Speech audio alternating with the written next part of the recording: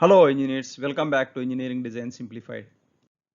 In this video series, I will be solving tough engineering mechanics problems. If you want to watch more videos like this, please subscribe to my channel and press that bell button so that you will be notified when I upload a new video. Today's problem is a charged particle is at rest under the action of three other charged particles. The forces exerted by two of the particles are shown in figure. Determine the magnitude and direction of the third force.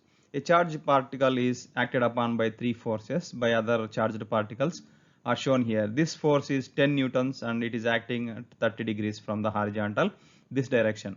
And this force is 20 newton that is acting uh, um, towards this direction, that angle is 15 degrees from this vertical.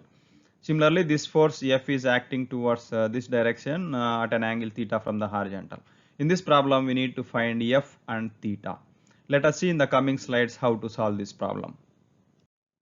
For the concurrent and coplanar forces to be in equilibrium, sigma Fx equal to 0, sigma Fy equal to 0. Now let us resolve forces along y direction, that is vertical, sigma Fy equal to 0. So the vertical component of this one is F sin theta, and vertical component of this one is 10 sin 30, and vertical component of this force is 20 cos 15. So after simplification we get F sin theta equal to 20 cos 15 minus 10 sin 30. Let us call that equation 1. Now let us resolve forces along horizontal x direction. Sigma Fx equal to 0.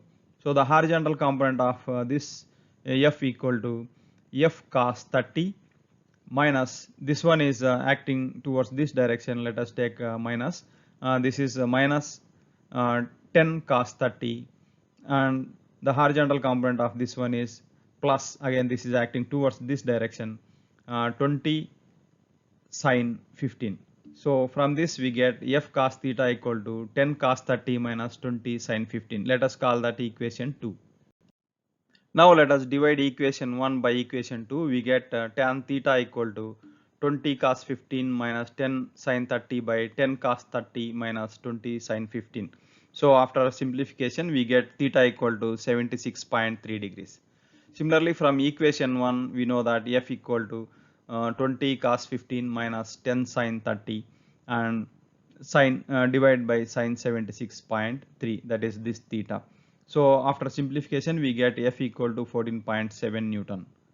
So now we have found F and theta. F is 14.7 Newton and theta is 76.3 degrees. That's all for today's video. If you like this content, please like, share and subscribe. Thanks for watching.